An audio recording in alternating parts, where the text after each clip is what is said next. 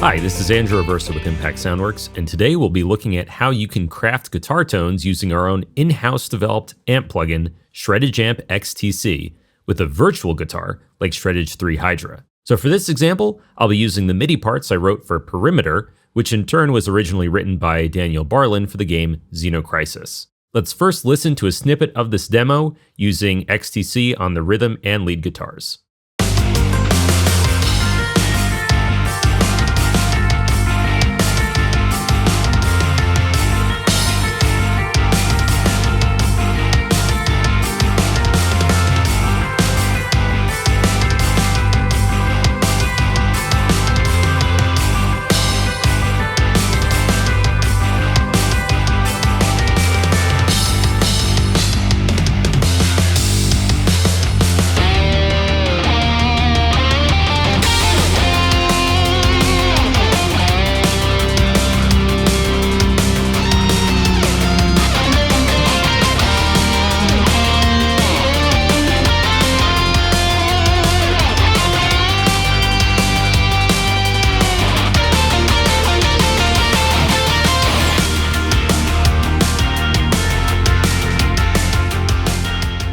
Now, the original demo a few years ago when I wrote it for Shreddage 3 Hydra used a combination of neural DSP amps and guitar rig, but I'm really happy with the results I got with Shreddage Amp XTC.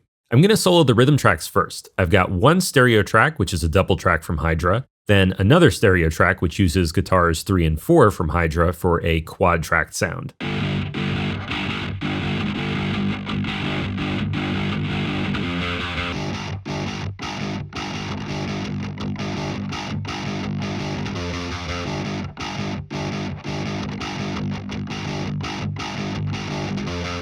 Now let's take a look at the tones a little bit closer. There are no active pedals, but you can see that the input is pretty hot. In fact, the amount of input going into the preamp can make an enormous difference on the sound. It's not just making the sound softer or louder, it actually completely changes the entire response of the circuit.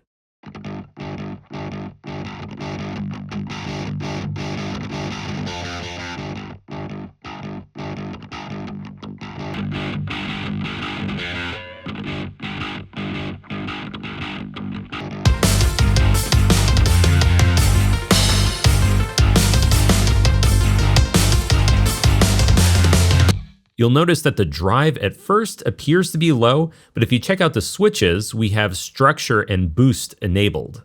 These increase the gain throughout the multiple gain stages. You can listen to what happens if we turn those off.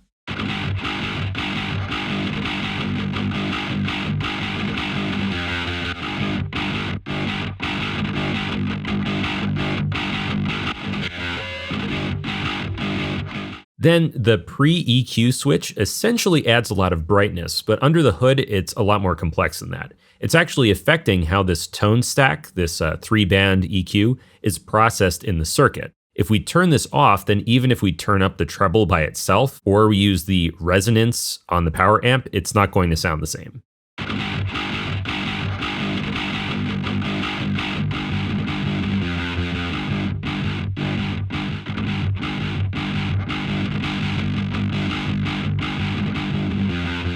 So in short, a lot of this patch's sound comes from the heavy gain throughout the preamp, and you also see that the bass and presence are turned up pretty high. Let's see what happens if we dial those back.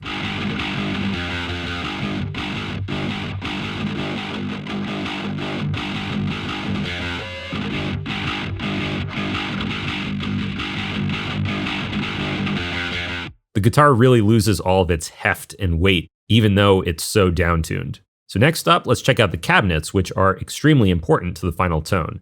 We've got two cabs here. There's a Fender 65 Deluxe Reverb style 1x12 combo, then a Fender Princeton 1x10. Besides the choice of cabinet, the mic also makes a huge difference. Generally speaking, the ribbon mic, which is a Royer R121, will give you a warm and dark tone, while the vintage Neumann U87, which is a condenser, is a little bit more balanced and a little bit brighter. However, the TLM 103 and the SM57 are generally much brighter. Let's hear what it would sound like if we made some mic swaps.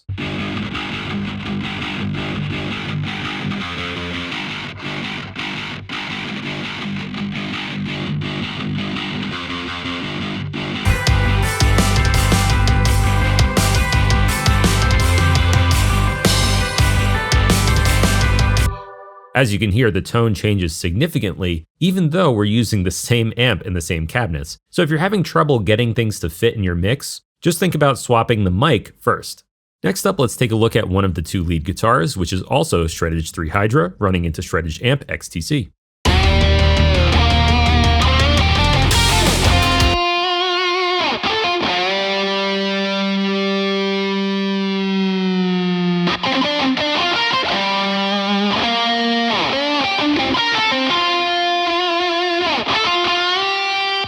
A lot of the stuff I discussed for the rhythm tones also applies to leads, but my approach to this patch was a bit different. You'll see that I used a Screamer pedal, which is an extremely accurate circuit model of the legendary Tube Screamer. The input is coming in pretty hot, and the Screamer applies a very pleasant sounding overdrive. In fact, if I turn off the preamp, you can hear that the Screamer by itself is adding some nice crunch.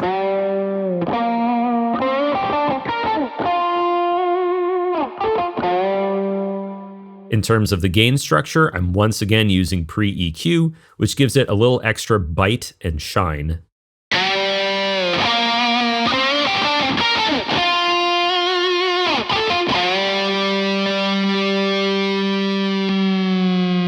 Not to sound like a broken record, but once again, the input level really does make a big difference. Listen to what happens as I adjust the input volume, especially in the context of the mix.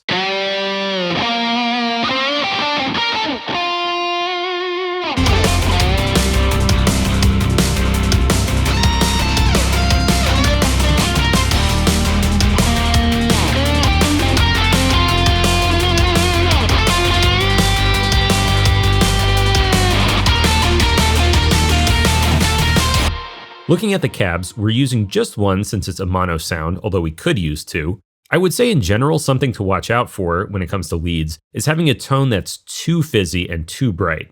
Lead guitars should cut through the mix, but because they have so much high frequency content, because they are usually playing higher notes, it's easy for them to become overly harsh. And some cab and mic combinations will bring that kind of sound out more.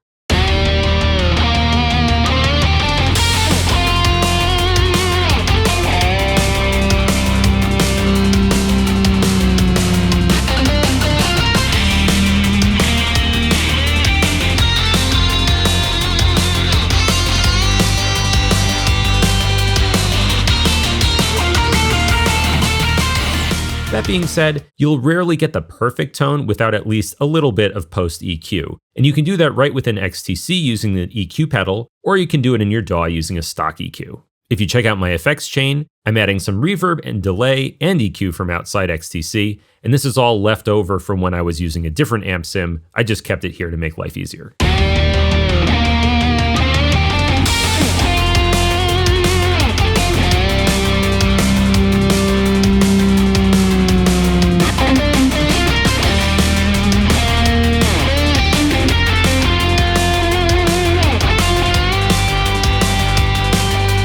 It's the same idea with the other lead tone, which is a different instance of Hydra and a different instance of Shreddage Amp XTC. But one interesting thing to note is how I'm using a big EQ boost before the preamp. Doing this before the amp drive and distortion can result in a really nice sound. It's totally different than using EQ at the end of the chain. Even huge EQ boosts here are not going to sound as harsh as you might think, and they can instead bring out the elements of the sound that we want.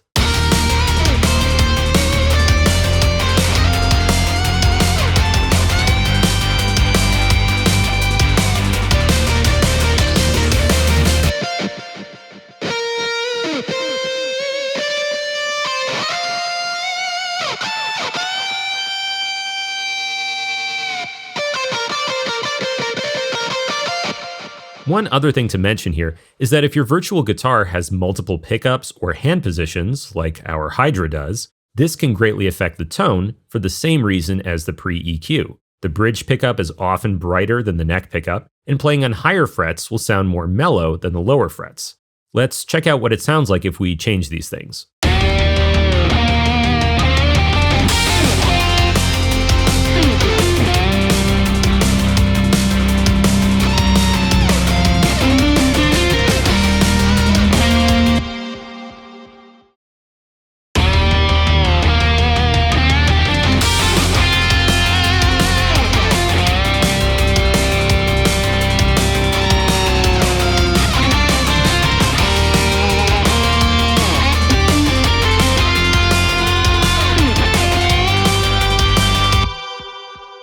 course, this is a lot to think about as you're working on getting your virtual guitars to sit in the mix, so let me sum up with a handful of key points.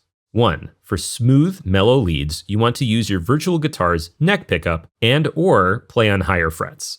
2. For brighter, more aggressive parts, you want to use the bridge pickup or the lower frets. 3. Check your input gain going into the amp and experiment with higher or lower values to see what fits best. 4. Use the pre-EQ switch to bring out that high-end shine. 5.